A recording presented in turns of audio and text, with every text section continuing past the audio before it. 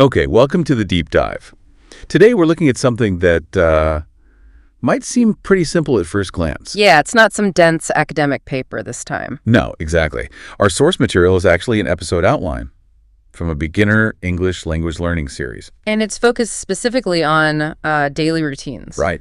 But our mission here isn't just, to list the words for wake up or eat dinner, things you probably know. Or could look up easily, yeah. The real deep dive for you is into how this lesson outline is put together. We want to unpack the kind of communication basics and the teaching methods that are sort of baked into this structure. Yeah, pulling out insights that go way beyond just the vocabulary itself. Exactly. It's custom tailored for you, the listener, really, to help you grasp the design thinking behind making communication and learning effective, getting that knowledge quickly. All right, so let's dive in. Looking at the outline itself, the blueprint, so to speak. What jumps out first? Well, what's really interesting, I think, is how deliberate it is, how it manages the flow of information. It's not just a random list. No, not at all. It breaks down daily routines into these really specific segmented parts. You've got morning activities, then daytime, then evening, night. Okay. And then it adds layers like time expressions, a practice conversation, vocabulary, and a review. Right. It's chunking. Yeah. Breaking it down. Precisely. And from a learning perspective, that's just crucial for a beginner. You're not hit with everything at once. You don't have to process the whole day in one go. Yeah. You start with the morning, which is familiar, then the day, then the evening. It's like scaffolding, a clear path, step by step. So you don't get that overwhelmed feeling. It builds understanding piece by piece. Building on familiar ground. Makes sense. Yeah. So speaking of familiar ground, let's look at the actual building blocks they use, the specific activities. Right. So for the morning, the source lists things like, well, wake up, get up, brush my teeth. The essentials. Yeah. Take a shower, get dressed, eat breakfast. Go to work, school, the real basics. Okay, and then daytime. Daytime shifts to things like work or study, have lunch, take a break, maybe talk with friends. Still very relatable activities. Totally. And then evening night, you get come home, eat dinner, watch TV, read a book, maybe do homework, and finally go to bed. What strikes me about all of these, they're just so universal, aren't they? That's the key. They are fundamental human actions. Everyone, everywhere, does some version of these. So it taps right into what you already know. Exactly. It aligns with that whole idea of comprehensible input in language learning. Using language learners can figure out because it connects to things they already get. So these core universal actions are like an anchor. A perfect anchor for the new language, yeah. And the outline doesn't just list them, right? It gives examples. Oh, yeah, immediately. Simple, concrete sentences like, I wake up at 7 a.m. or she goes to school at 8 o'clock. I study English every day. I eat dinner with my family. So you see the action in context right away. It shows the basic grammar, how the phrase works. It's not just a vocabulary list. It's showing you how to use it, even simply. Right. And the outline even mentions prompting the learner, like repeat after me for key phrases. Okay. Simple repetition for pronunciation and memory. Standard practice, but effective, builds reinforcement. So we've got the actions anchored in the time of day. But routines aren't just what you do, it's when or how often. How does the outline bring that in? Good point. That's the next layer. This is where the time expressions come in. Okay. Again, adding complexity bit by bit. So you get phrases like in the morning, in the afternoon, at night. The basic time blocks. And then frequency words, things like every day or every morning. And also sometimes, usually, always. Okay. Those are really powerful little words. They really are. They multiply the meaning, Adding usually or at 7 a.m. suddenly makes your description much more accurate. Right. You move from just saying, I wake up, to describing your actual routine, providing that context. That's it. Like the examples in the outline, I always wake up early, or she usually goes to bed late. We eat lunch in the afternoon. Yeah.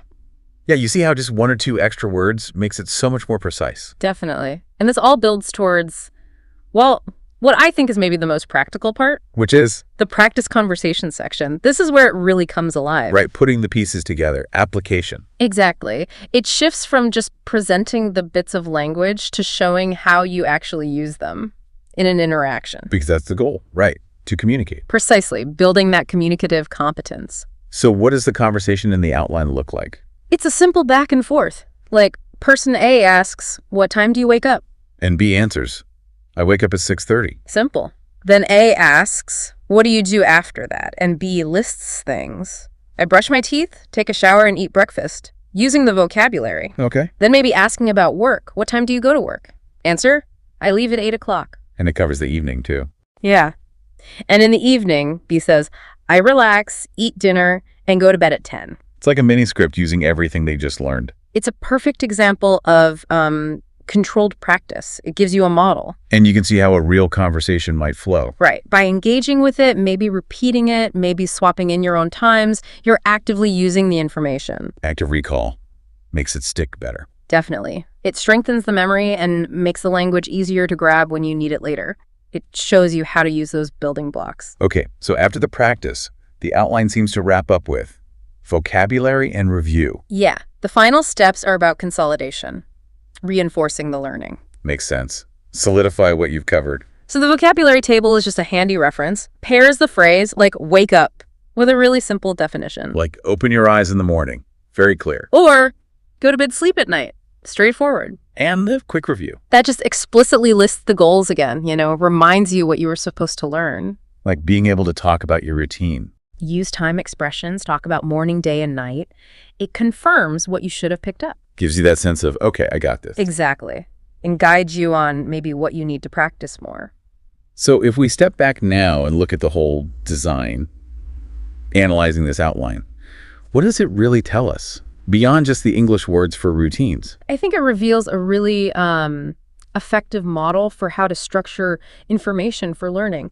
And honestly, this applies way beyond language. How so? Well, look at the steps. Break down a big topic, daily routines, into small chunks. Morning, day, evening. Manageable pieces. Start with universal, concrete ideas, the basic actions, things people already understand conceptually. Leverage that prior knowledge. Then add layers of complexity, slowly, incrementally, the time words. Don't overwhelm. And critically, provide immediate chances for active practice and application. The conversation, the review. Right. Put it to use right away. The whole design minimizes that cognitive load, how much your brain has to juggle at once, and it maximizes retention and usability. It's really smart scaffolding. So the clarity, the organization, built on these simple shared experiences, that creates a framework for you, the learner, to gain knowledge fast without feeling lost. That's the takeaway, I think. Effective learning design often looks simple on the surface, but there's a lot of thought behind it. Right.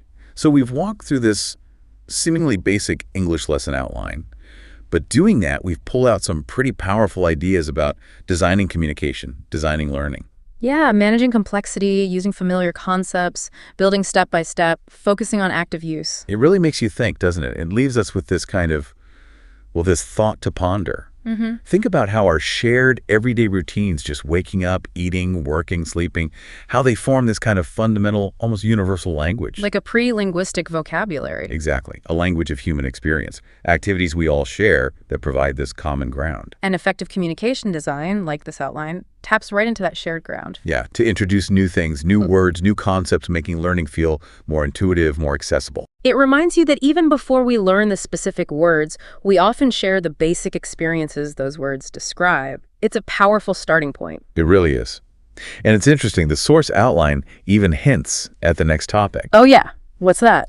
How to go shopping. Ah, okay. See, building on that foundation of daily life, moving from routines to another practical, common activity. These connections between just fundamental human stuff and how we structure learning, that's what makes these deep dives so interesting. Absolutely. Keep looking for those structures, that design thinking, hidden in the sources all around you.